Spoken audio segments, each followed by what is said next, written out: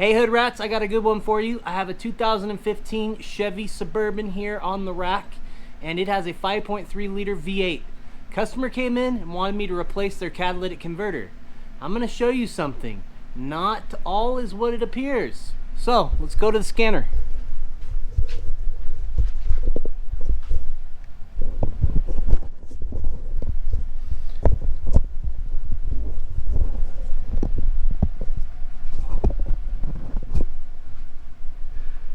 Okay, I have my Bluetooth OBD2 reader hooked up to the OBD2 port on the car, and we are going to go into the diagnostic trouble codes and read just exactly what is going on this thing.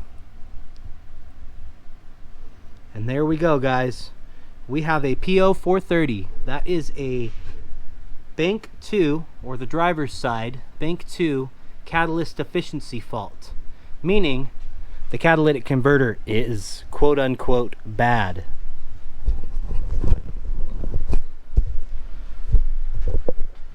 This customer believes they need a new catalytic converter, but I believe otherwise. Now, by reading some of the scan tool data, a technician is able to figure out whether or not the catalytic converter is really bad or not. So before you go ahead and jump into replacing a cat when you see a fault, if you don't know how to do the diagnosis, take it to someone who does, because in this instance, if they had replaced just the catalytic converter, it would not have fixed their problem. And those cats can be quite spendy, guys, especially on this rig. If you want to get it all as one assembly and not have an exhaust shop weld one on for you, you have 3 catalytic converters that are all part of one. I have not looked up the price on it, but I bet you it is well above, you know, $600. So check this out. We're gonna see what's really wrong. As we look here at this exhaust manifold, I have removed some components already to make it easier to see. But we have our front bolt, which I have removed a little bit. We have the second bolt, the third bolt, the fourth bolt, which is underneath that dipstick. And way back here in the back, what do you see? You see a missing bolt. That's right, guys. We have a missing bolt from the exhaust manifold, and I bet you $100 that that is the reason we have a catalyst efficiency fault. Because of that missing bolt right there, we have an exhaust leak. I could hear it when he pulled up, and I can see it. You can see some of the black soot buildup on the top of that manifold flange.